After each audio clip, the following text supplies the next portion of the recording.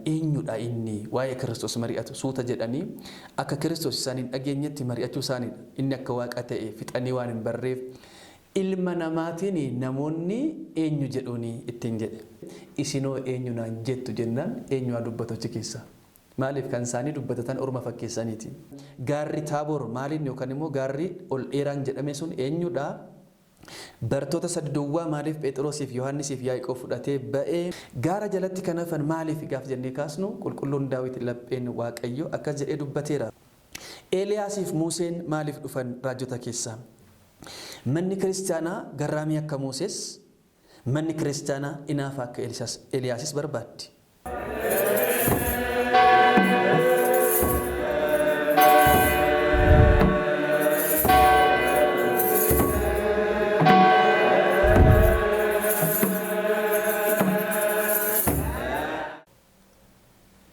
Maqaa Abbaa, kan Ilmaa, kan Hafuura Qulqulluu, Waaqa tokko, Ameen.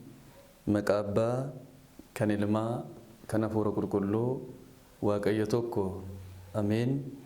Maqaa Abbaa, kan Ilmaa, kan Hafuura Qulqulluu, Waaqayyo tokko, Ameen. Jaalatamtoota maatii Waaqayyoo, abbootiin koo luboonni akkuma aangoo keessanitti obboloota koo daaqonoonni akkasumas jaalatamtoota maatii Waaqayyoo kan taatan abbootiin manguddoonni akkasumas harmooliin dargaggoof shamarrooliin dabalatee daa'imooliin maqaa Waaqayyoo isa jiraataa isa hundumaa danda'u maqaa Waaqa Abbaa, Waaqa Ilmaa, maqaa Waaqa Yesuus Kiristoosiin maqaa Hafuura Qulqulluutiin akkam bultanii akkam sa'aatii kana geessanii akkam yeroo kana qaqqabdan. Ameen. Waaqni abboota keenyaa, Waaqni qulqullootaaf Waaqni tolootaa jaallatee sa'aatii eebbifamtuu kana dabalee Waaqa nuuf laateef galanni ulfinni weedduu fi jajuun waamicha maqaa isaatiif ergamoota hanga namaatti galgalaas hanga ganamaatti samiidhaa hanga lafaatti isaaf haa ta'u. Deessee kan nuuf laatte baattee kan wajjin godaante qulqulleettiin qulqullootaa giiftiin haati gooftaa qulqulleettiin dubreen maariyaamaati keenya waan ittiin fakkeessinu kan hin qabne waaqa deessee kan nuuf laatte nyaata jireenyaa kan nuuf baatte uumadhaa gaditti uumamtoota hundumaa olitti dhugumatti sobosootti makiin maqaan ishee bara hanga baraatti ergamoota hanga namaatti galgala hanga ganamaatti samiidhaa hanga lafaatti kan galatoomeef kan ulfaate nuuf haa ta'u. Hangafoonni ergamoonni qulqulloonni toloonni wareegamtoonnis kennaa kan qaban hundumti isaanii akka Waaqayyo isaan kabajetti akkuma kennaa isaaniitti maqaan isaanii kan kabajame nuuf haa ta'u. Baga Waaqayyo uumaan keenya ayyaana gooftaa gurguddoota sagalan keessaa tokko kan ta'e ayyaana tulluu Taabooriin bagattiin sin ga'ee bagattiin nu ga'e. Ameen. Guyyaa kana eebbisee Waaqa nuu kennee fi sagalee isaa gochiin dubbannuuf waan nu eeyyameef irra deebiidhaan maqaan isaa kan galatoome nuuf haa ta'u. Egaa ayyaana tulluu Taaboor yookaan immoo ayyaana Taabooree barteedhaan immoo ayyaana ukee jennee waaqummaa gooftaa keenya Iyyasuus Kiristoos kan itti ifa ba'ee tulluu Taaboor yookaan immoo gaara Taaboor kana gubbaa irratti iccitii achi keessatti ka'ee hamma Waaqayyo nu ibsee hojii wajjin barannaa. Hunduma keenya Waaqayyo nu abarsiisu, isa fagaate nuuf haa dhiyeessu, isa qadaadame nuuf haa buqqisu, isa dhukate nutti haa mul'isu. Waaqayyo hunduma keenya wajjin haa ta'u. Mata duree barumsaa godhanii daqiiqaa muraasaaf kan wajjin laallu iccitii gaara Taaboor kan jedhuun ta'a. Iccitii gaara Taaboor. Egaa kitaaba qulqulluu yeroo banannu manni kiristaanaa qulqulleettiin tawaahidoon hundumeettiif duuka bu'eetti kan taate manni kiristaanaa isheen jaalatamtuun Waaqayyo bartoota isaa qulqullootaaf kan laate al tokkitti manni kiristaanaa tokkittiidha. Waaqayyo tokkicha, cuuphaanis tokkicha akkuma jedhee dubbate qulqulluun Phaawulos Efesoon boqonnaa 4 lakkoofsa 4 hanga 5 gubbaa irratti amantaan tokko, cuuphaan tokko, Waaqayyo tokko gaafa jedhu manni kiristaanaa tokko jechuudha. Kanaaf abbootii wangeelaa sadeen jechuunis Maatiyos boqonnaa 17 lakkoofsa 1 hanga 8, Maarqoosis boqonnaa 9 lakkoofsa 2 hanga 8tti, qulqulluun Luqaas boqonnaa 9 lakkoofsa 28 hanga 36tti seenaa kana gabaasaniiti jiru. Egaa amma maal jedhaa? Guyyaa qulqulluun Maatiyos akkas jedhe, guyyaa jaha booddee gooftaan keenya Iyyasuus Kiristoos Phexros, Yaaqoobii fi Yohaannis qabatee gara gaara dheeraa tokkotti isaan baase. Bifti isaatis fuuldura isaaniitti jijjiirame, fuulli isaas akka aduu ife, uffanni isaas akka ifaa sana ta'e. Kunoo Musee fi Eeliyaas fuuldura isaatti, kunoo Musee fi Eeliyaas isa wajjin dubbatu turanii. Phexrosis deebisee gooftaa keenya Yesuus Kiristoosiin, maaloo yaa gooftaa, iddoo kana jiraachuun nuuf gaariidha.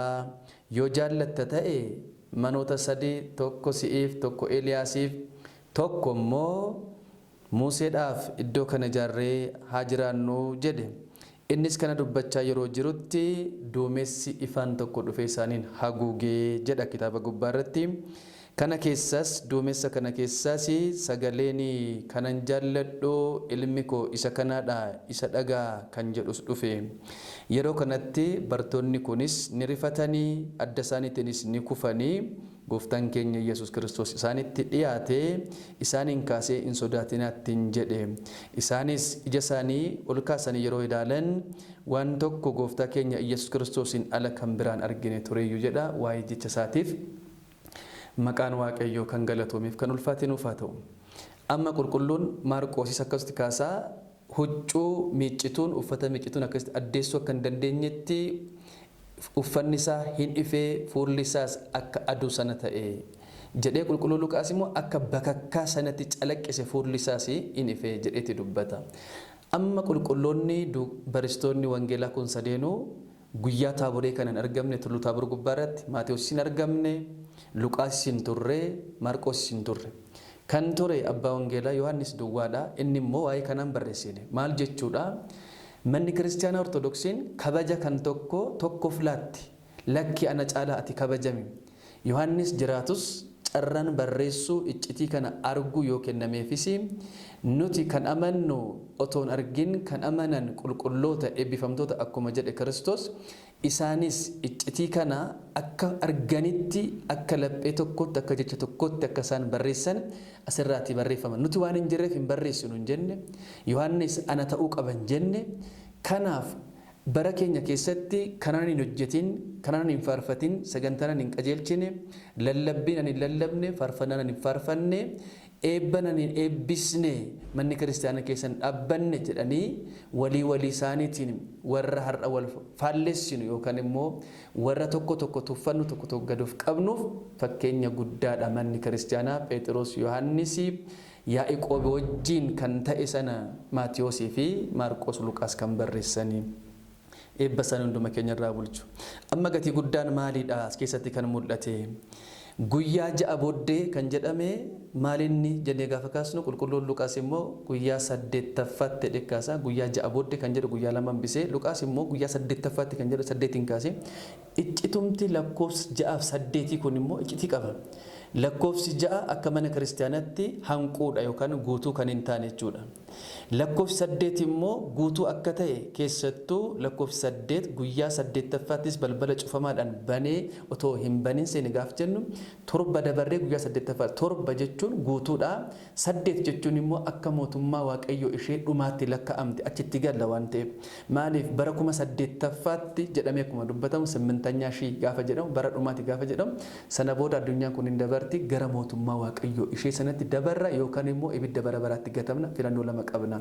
Kanaaf 8ffaa jedhee kan barreesse qulqulluun Luqaas ishee mootummaa Waaqayyoo bara baraa sana nutti himuu barbaadeeti.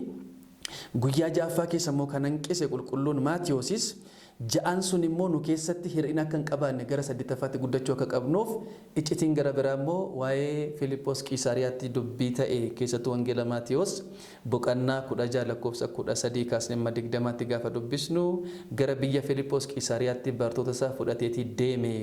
Bartoota isaatirraatis achi siqee jedhu abbootii yeroo dubbatan yeroo barsiisan inni xiqqoo irraatti fagaatee taa'e. Phexrosis irraatti fagaatee dhaabbatee tureeyyuu. Warri hafan 11 garuu akkas jedhan eenyudha inni waa'ee Kiristoos mari'atu suuta jedhanii akka Kiristoos isaaniin dhageenyetti mari'achuu isaaniidha. Inni akka waaqa ta'e fixanii waan hin barreef reefu daddaa'imoota waan ta'aniifi eenyudha inni jennaan kunsaa Yohaannis Cuuphaa, kunsaa Ermiyaas, kunsaa Eeliyaas, kunsaa raajota keessaa tokko jedhanii oggaa dudubbatanii walii galuu dadhabnaanii Phexrosin waamanii barsiisaa keenya abbaa keenya mee kottu nu araarsi. Keenya keessa walakkaan keenya Yohaannis Cuuphaadha jenna, walakkaan keenya Ermiyaas jenna, walakkaan keenya immoo Eeliyaas jennee jirra. Eenyudhanni jedhanii gaafannaan akkas hin jedhina jedhe qulqulluun Phexros. Inni Kiristoos ilma Waaqa jiraataati jedhe. Inni eenyudha? Inni Kiristoos Waaqa ilma Waaqa jiraataati jedheeti yeroo deebisuuf Kiristoos gara isaatti isaan waameet waan isaan yaadan kana kan isaan dubbatan kana laphee isaanii keessatti otoo hin dubbatinis waan beekuu fi isaan rifachiisuun barbaanne. Maaliif akkas jettu hamma ammaatti nan beekne akkas jechuun maaliif jedhee si lolle garuu dubbii qolaatiin kaasisan gaafate maal ittiin jedhe ilma namaatiin namoonni eenyu jedhuuni ittiin jedhe. Maal jechuudha? Ilma namaatiin namoonni eenyu jedhuun jedheeti isaan gaafate. Yaaduma isaan keessa jiru sana maal godhanii kaan isaanii Yohaannis Cuuphaas hin jedhu, kaan isaanii Eeliyaas hin jedhu, kaan isaanii Ermiyaas hin jedhu, kaan isaanii raajota keessaa tokko siin jedhu jedhan. Kan isaaniit ormatti warra biraatti dabarsanii kennan akka Waaqayyo isaanitti hin beekne fakkaate. Yeroo kana Kiristoos maal ittiin jedhe isinoo eenyu naan jettu jennaan eenyu haa dubbatu achi keessa. Maaliif kan isaanii dubbatatan orma fakkeessaniiti. Hundumtuu callisan. Waan dubbatan dhabnaan kan dubbiidhaan deebii gaarii deebise jalqabas kan isaan araarsuudhaaf ga'e qulqulluun Phexros ati Kiristoos ilma Waaqa jiraataati ittiin jedhe. Yeroo kana Iyesuus Kiristoos Waaqni keenya maal ittiin jedhe yaa Simoon ilma Yoonaa ati dhugumatti eebbifamaadha. Kanas iccitiin foonii fi dhiigaa siin ibsine abbaa koo isa samiitu kanas ibse malee dhugumatti ati kattaadha. Kattaa kana gubbaarrattis mana kiristaana koo nan ijaara. Balballi ibidda bara baraas mana kiristaana tana hin danda'u. Qulfii yookaan furtuu mootummaa samii siif kenneera. Lafarratti kan ati hiite samiirrattis kan hidhame ta'a. Lafarratti ati kan hiikte samiirrattis kan hiikame ta'a. Ati eebbifamaadha ittiin jedhe. Kennaa lubummaa lafarratti hidhee samiirrattis hidhu, lafarratti hiikee samiirrattis hiiku qulqulluun Phexros kennaa kana argate. Maal jennaan ati ilma Waaqayyoo Waaqa jiraataa Kiristoos. Kiristoos Waaqa jiraataadha. Waaqa ilma Waaqaa ta'e Kiristoos isadha. Kanaatiin guyyaa ja'a booddee erga kuni ta'eetii qulqulluu Phexrosiif, qulqulluu Yohaannisiif, qulqulluu Yaaqoobii fudhatee gara tulluu yookaan gaara dheeraa kanatti ol baase. Fuuldura isaanittis akkuma kaasnee ni jijjiirame iftisaas akka biftisaa hin jijjiirame yookaan immoo hin ife. Uffanni isaas akka aduu ta'e jedha. Fuulli isaas akka aduu sanatti ife. Aduu jennee gaafa kaasnu aduun caala jedha qulqulluun Yohaannis afaan warqee. Adummaa namni argee kufe hin jiru. Aduu waan caaluuf kan isaan kukkufanii dhaabbachuu dadhabanii. Museen tulluu Siinaa gubbaarratti guyyaa 40 ture. Gaafa xillaatii sana fudhatee gaafa gadi bu'u fuulli Musee baay'ee ifee ture. Arguu dadhaban Israa'eloonni maal ittiin jedhanii yaa Musee si arguu hin dandeenye waan ta'eef fuula keetiin nurraate haguuggadhu haguuggate. Yeroo kana arguu danda'an. Phexrosii fi Yohaannis Yaaqoob immoo Kiristoosin haguuggadhu akkan jenne kan ife maal saadha? Fuula isaa duwwaa otoo hin ta'in uffanni isaa hundumtuu hin ife kanaaf dhaabbachuu hin dandeenye waan ittiin haguuggatu waan hin qabneef. Amma maalinni iccitiin guddaan gaarri Taaboor maalinni yookaan immoo gaarri ol dheeraan jedhame sun eenyudha? Bartoota sadi duwwaa maaliif Phexrosiif Yohaannisiif Yaaqoob fudhatee ba'ee achi keessa moo maaltu jira? Kan dhufan immoo Museef Eeliyaasis dhufani jedhamee akkuma dubbatame wajjin dubbatan. Yeroo kana bakka kana jiraachuun nuuf gaariidha. Daasii tokko kan mana sadi ijaarree tokko yaa gooftaa si'iif tokko immoo Eeliyaasiif tokkoof immoo Museedhaati jedhee dubbataa ture. Phexros waan dubbatu hin beeku sodaarraa kan ka'e jedha qulqulluun Maarqos boqonnaa 9 lakkoofsa 6 gubbaarratti, qulqulluun Luqaasis boqonnaa 9 lakkoofsa 33 gubbaarratti waan dubbatu hin beeku tureyyuu sodaarraa kan ka'e kukkufanii turanii jedha. Amma mee gara tulluutti kan jedhe sana laalla jechuudha. Gaarri dheeraan kun eenyudha jedhamee kan dubbatame. Gaarri kun akkuma ayyaana kana kabajaa jirru ayyaana gurguddaa gooftaa keessaati. Saglan keessa tokko kan ta'e ayyaanni tulluu Taaboor kan waaqummaan isaa irratti ifa ba'e.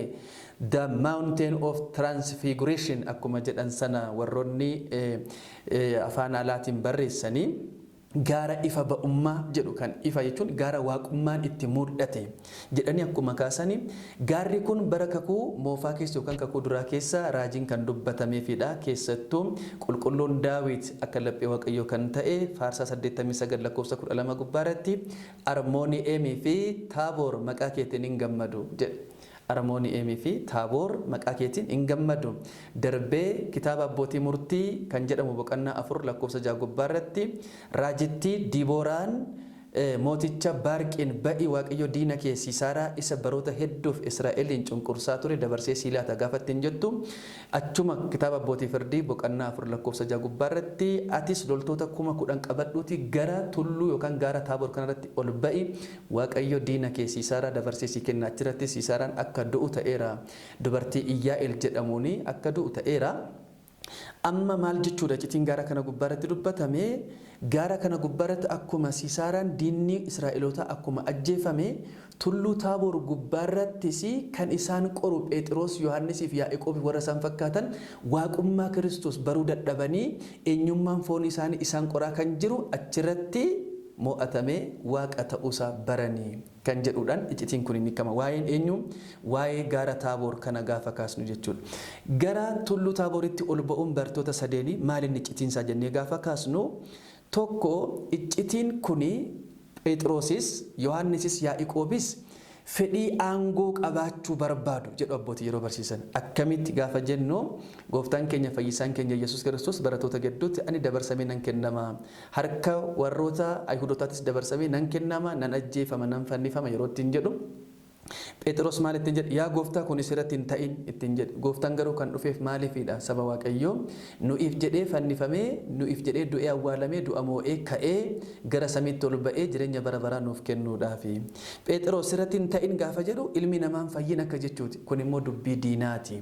Kanaaf maal jechuudha yoo ati duute ani aangoon si wajjin deemu kana kan immoo Qiisaariyaatti naa kennite ati aangoon kee kana hiniikta kan naan jette kana nan dhaba waan ta'eef hindu'in akka jechuuti. Kanaaf aangoo barbaada. Darbee immoo boqonnaa 19 lakkoofsa 28 yeroo dubbisnu wangeela Maatiyos gubbaarratti hundumaa dhiisnee si duuka buunee jirra.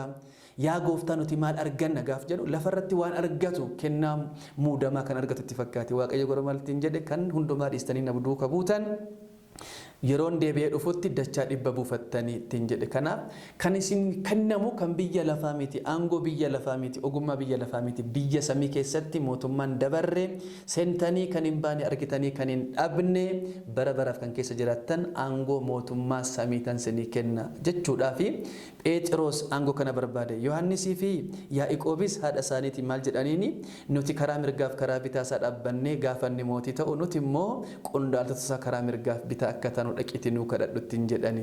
Waaqayyo kana keessa isaan baasee akkuma qulqulluu Phexros hin baase kan samiiti isin kan biyya lafaa miti gaafa ittiin jedhu xoofoo nani dhuguu dandeessu eeyyen ittiin jedhan kanaan ni fudhadhu cuuphaa koo cuuphamuu dandeessu eeyyen jedhan lakkiin dandeessanii kan isaaf eeyyamame malee ittiin jedheeti keessa isaanii kan jiru waa'ee mootummaa waa'ee aangoo waa'ee mootummaa biyya lafaa kana keessatti bas. Kanaaf nuti kan waaqayyo ta'uu barbaanne gad of qabneet mootummaa ishee biyya samii sana barbaaduu qabna. Maaliif dursaatii mootummaa fi eebba samii sana barbaada malee kan biyya lafaa dhiisaa akkuma jedhee dubbate.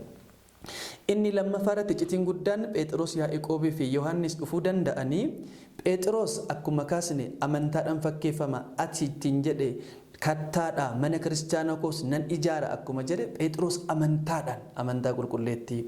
Yohaannis immoo duuka bu'aa gooftaan jaallatu duuka bu'aa gooftaa jaalatus jedhamee dubbatama. Jaalalaan laphee isaa irratti hirkatee dabarsee kan silaatu eenyudha jedhee kan gaafatu jaalalaan fakkeeffama. Yaaqoob immoo qabsuuraan kan beekamedha. Namni jedhu abbootiin jaalala dhugaa kan qabu, amantaa dhugaa kan qabu, qabsuura dhugaa kan qabu Waaqayyo amalummaa waaqummaa isaatiin arguu danda'a. Kennaa guddaa san arguu danda'a. Kanaaf namni hundumtuu warri gaara jala jiranis kan hafan Yihuudaatiin ala kan hafanii warri gaara jalatti hafan yookaan immoo tulluu Taaboor miila jalatti kan hafan bartoonni sagal hafaniiru jechuudha. Kanaaf warra jala jiran Yihuudaadhaan ala kan jiran amantaa qulqulleettii qabaannan jaalala dhugaa qabaannan qabsuura dhugaa qabaannan Waaqayyo qulqulluu kan ta'e tokkummaaf sadummaadhaan amalummaa isaatiin hanga eeyyamameef arguu akka danda'an barattoonni sadeen kun nuu mirkaneessuuf jedhu abbootiin. Gaara jalatti kan hafan maaliif gaaf jennee kaasnu qulqulluun Daawit lapheen Waaqayyo akkas jedhee dubbateera faarsaa 14 gubbaarratti maal jedha? Dunkaana kee keessa eenyutu bulaa? Gaara kee keessas gaara kee gubbaas eenyu jiraata jedhee gaafii gaafateet ofuma isaatii yeroo deebisu akkas jedha. Nama jedhe afaan isaatiin fakkeessuudhaan hin dubbanne nama isa jaallatuuf hiriyaasaa dabarsee qarshiidhaan kan hin laanne yookaan immoo qarshiidhaan yookaan bitee kan hin gurguranne jechuudha. Yihudaan immoo fakkeessuudhaan kan dubbatu barsiisaa isaa dabarsee kan laatu waan ta'eef iccitii kana arguun qabu dunkaana Waaqayyo keessa buluun qabu gara gaara Waaqayyo kanattis ol ba'u waan hin qabneef Waaqayyo iccitii beekuun Yihudaa barattoota 8 wajjin hambise.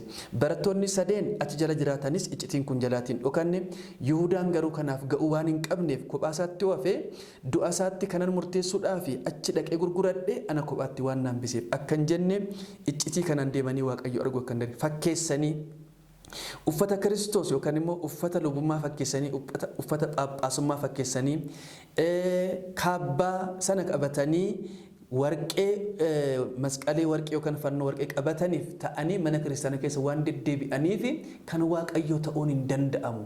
Amantaa qabaatanii qabsuura qabaatanii jaalala Waaqayyoodhaaf qaban sanuu qabaatan malee uffata waan uffatteef fannoo waan qabatteef gonfoo waan kaawwatteef mana kiristaanaa keessa waan dhaabbatteef sobdee waan faarfatteef waan fakkeessteef ta'uu hin danda'u. Kuni barumsa guddaa kan ittiin argannudha saba Waaqayyo. Eeliyaasiif Museen maaliif dhufan raajota keessaa? Jiraattota keessaa Eeliyaasii fi akkasumas immoo warra du'an keessa immoo Musee waame Kiristoos. Maalidha iccitiin kun gaafa jennu tokkoffaa jalqaba irratti Filiphos Qisaariyaatti tokko kun isaanii Eeliyaas siin jedhu. Kun isaanii raajota keessaa tokko siin jedhu. Kun isaanii Ermiyaas gaafa siin jedhu warra Eeliyaas siin jedhaniif ati waaqa Eeliyaas akka taate yookaan immoo waaqa Eeliyaas akka ta'e sana akka beekaniif dabalee immoo Eeliyaas biyya jiraattotaa keessa akka dhufe Kiristoos waaqa jiraattotaa akka ta'e Museen du'oota keessa akka ta'e Waaqayyo hundumaa ajjeesuu irrattis jiraachisuu irrattis Kiristoos aangoo akka qabu ibsuudhaafidha. Kan biraa immoo raajota keessaa kan fuudhanii fi duuka buutota keessas kan gaa'ilaan jiraatan. Raajota keessa kan gaa'ilaan jiraatan jedhu qulqulluu Museedha. Bartoota keessa immoo gaa'ilaan kan jiraatan jedhu qulqulluu Phexrosidha. Akkasumas immoo durbummaadhaan yookaan qeerrummaa foon qulqulluudhaan otoo gaa'ila raawwatiin kan jiraate raajota keessaa qulqulluun Eeliyaas. Bartoota keessa immoo obboleewwan lamaan Yohaannisii fi Yaaqoob arganna. Amma isaan lamaan kana bakka tokkotti fide Kiristoos maaliif? Tokkoffaa waadaawwan lamaan jechuun kidaaniiwwan lamaan kitaaba kakuu moofaa fi kakuu haaraa bakka tokkotti bartoota kakuu duraa fi kakuu moofaa bakka tokkotti fide kitaabni qulqulluun 81 akka ta'e nuti 66 kan keenya kanas akkan jenne iccitii kana achirratti mirkaneesse. Waaqa raajotaaf waaqa duuka bu'ootaa akka ta'e bakka tokkotti kana mallatteessee nuti waaqa raajotaa nuti tokkummaa raajotaaf duuka bu'ootaa akka taane akkuma qulqulluun Phaawulos Efeesiyoon boqonnaa 2:20 gubbaarratti maal jedhee dubbate bu'uurri keenya bu'uura raajotaaf bu'uura duuka buutootaati jedhee akkuma dubbate tokkummaa kana nutti mirkaneessuudhaaf Waaqayyo Kiristoos inni isaan kana fide. Lammaffaarratti iccitiin waa'ee Phexrosii fi waa'ee raajotaaf duuka bu'ootaa kuni gara Museef Eeliyaasitti gaafan sin deebisu Museen raajota keessaa dhala namaa keessaa kan akka isaa garraamin hin turre. Gara laafessa akka Musee akka hin turre kitaaba lakkoofsaa kan jedhamu yookaan immoo Ooriit Zahuluq kan jedhamu boqonnaa 12 lakkoofsa 4 gubbaarratti garraamii akka Musee lafarratti hin jiru jedheet Waaqayyo mirkaneesseef jedha. Waaqayyo dubbateef garraamiin akka Musee namoota keessa kan akka isaan jiru dhugumas Waaqayyo Museedhaan Israa'eloonni yeroo sirriitti eekaman waan hin taane yeroo hojjetan Waaqayyo irratti Waaqayyo akkasitti hin jedhe yaa Musee uummata kana nan balleessa si immoo kan biraarratti saba biraarratti sin muuda nadhiis yeroo ittiin jedhu Museen maal ittiin jedhe Waaqayyoodhaani garraamii waan ta'eef yaa Waaqayyoon balleessin gammoojjii sana keessaatii baastee lafa onaa kanatti Gibxi keessaatii baastee lafa onaa kanatti fixxesin jedhanii maaf maqaan kee waan hin taaniin ka'a kanaaf yoo balleessite ta'e ana jalqabii kitaaba jireenya irratti na barreessira na haqi bakka isaanii ani dura baduun qaba jedhee garraamummaadhaan Waaqayyo nama kadhate garraamiin akka isaan jiru.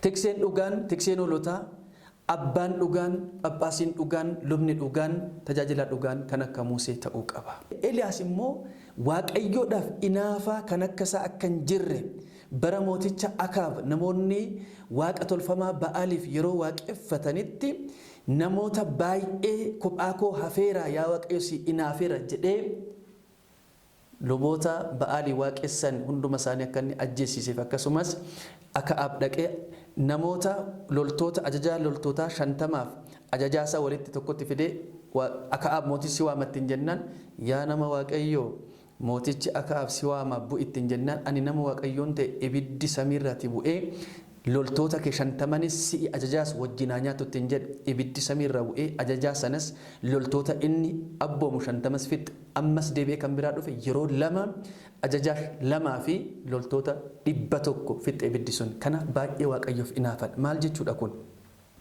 manni kiristaanaa garraamii akka Musees manni kiristaanaa inaafa akka Eliyaasis barbaaddi manni kiristaanaa garraamii akka Musees inaafa akka Eliyaasis akka Musee garraamii yeroo itti taatu jira akka Eliyaasis inaafa yeroo itti taatu jiraachuu qaba garraamii taate warroota badan deebista inaafa taate warra Waaqayyoof hin taane immoo mana kiristaanaa irraa dhoowwita tulluun Taaboor fakkeenya mana kiristaanaati kanaaf yeroon itti garraamii qofa taate jiraattu hin jiru yeroon itti inaafa qofa taate jiraattu hin jiru bakki itti garraamummaan barbaachisu bakki itti inaafaan barbaachisu manni kiristaanaa yeroo gubamtu manni kiristaanaa yeroo qoramtu hammeen yeroo irratti ka'u maqaa ishee malee maqaa biraa yeroo baattu kanaaf akka Eliyaas inaafuu qabda warroota badanii gara laafessummaadhaan mana kiristaanaadhaan otoo hin beekin mana kiristaanaa keessaa ba'an akka Musee taatee Waaqayyoon kadhattee eebba barbaaddaaf obboleessa koo inni kan biraa raajota keessaa gaa'ilaan kan jiraatanii fi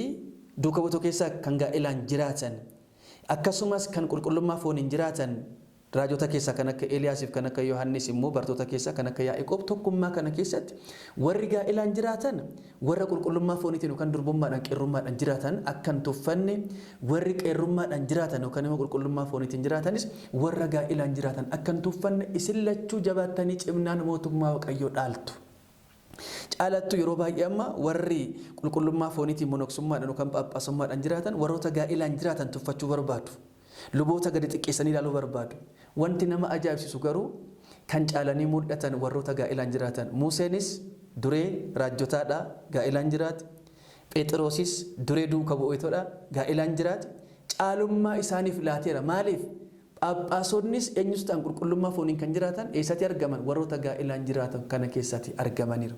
Kana jechuun kabaja isaanii xiqqeessatu hin ta'in tokkummaadhaan wal jaallatanii akka jiraataniif.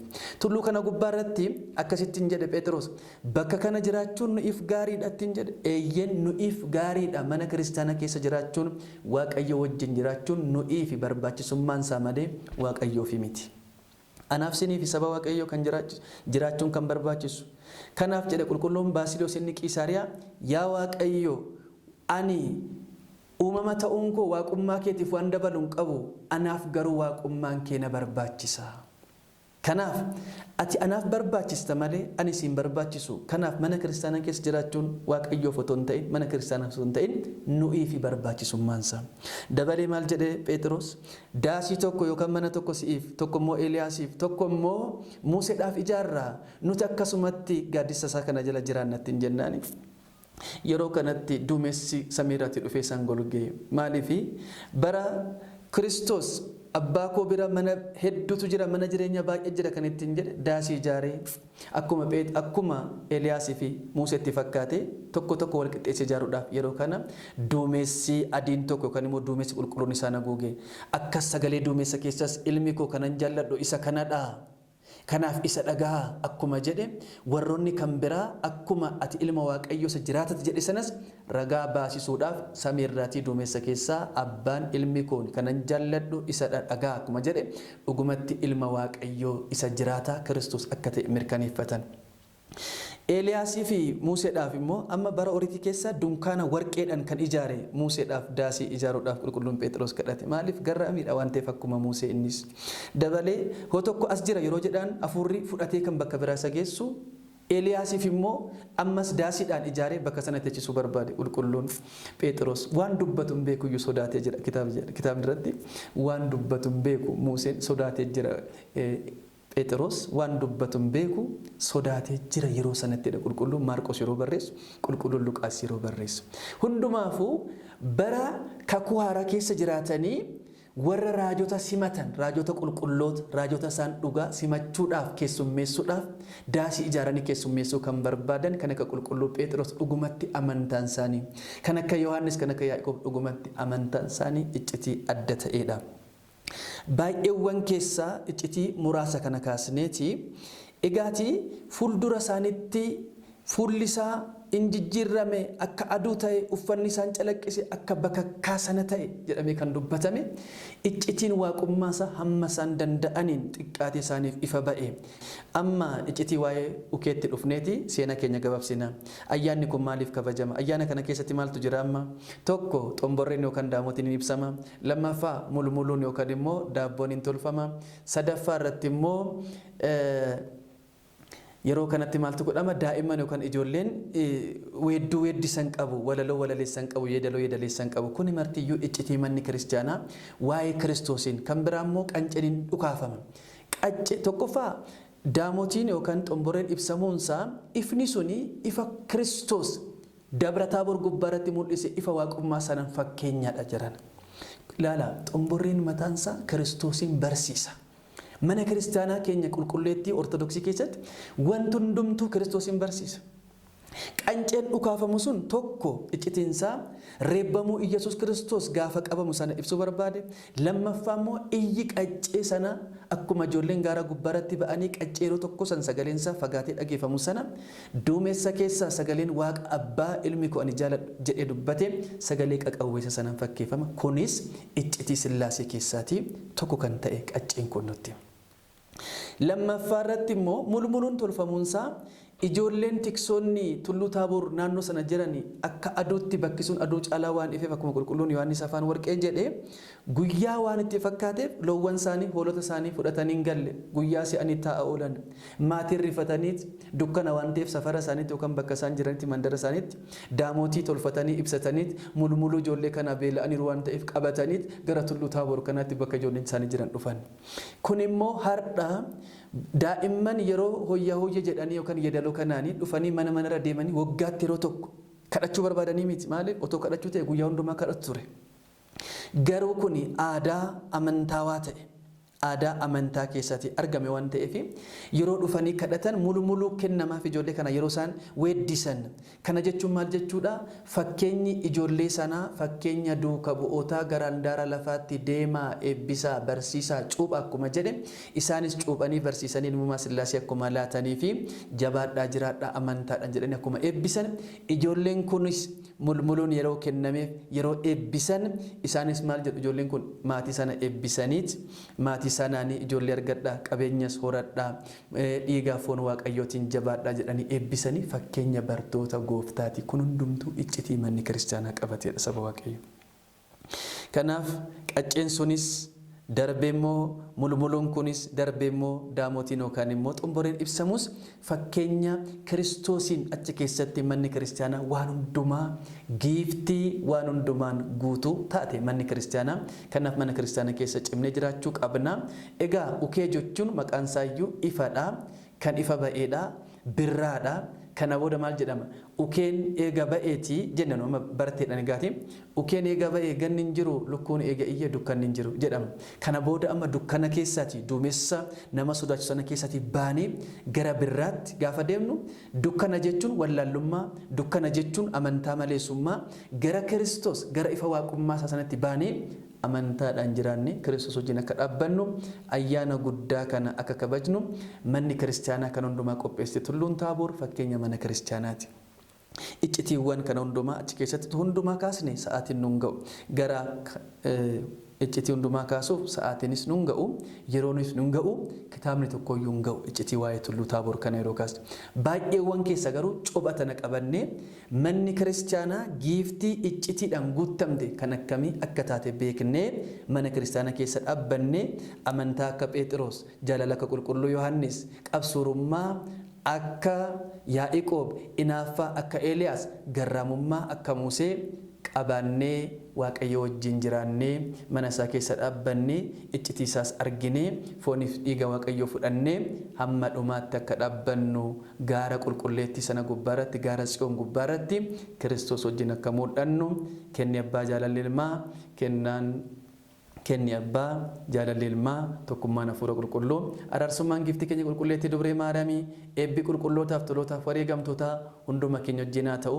ayyaana kana bara kanaan kan nu ga'e bara dhufus immoo qalbii jijjiirannaan nu tursiisee fooniif dhiiga isaa nu fudhachiisee bara dhufus eebba ayyaana kanarraa akka hirmaannu Waaqayyo nu haa taasisu wal bira nu haa jiraachisu dhuma keenya nuuf haa miidhagsu miidiyaa Sooteriyaa sheer godhaa sabiskiraayib godhaa laayik godhaa walii wajjin guddannaa eebbi qulqulleettii Dubree Maariyaam hunduma keenya wajjin haa ta'u wal bira nu haa jiraachisu xumura keenya nuuf haa miidhagsu mata dureen barumsa keenya maal ture iccitii Tulluu Taaboor gubbaa yookaan immoo iccitii gaara Taaboor gubbaarratti ta'e baay'eewwan keessaa muraasa nu haa turu.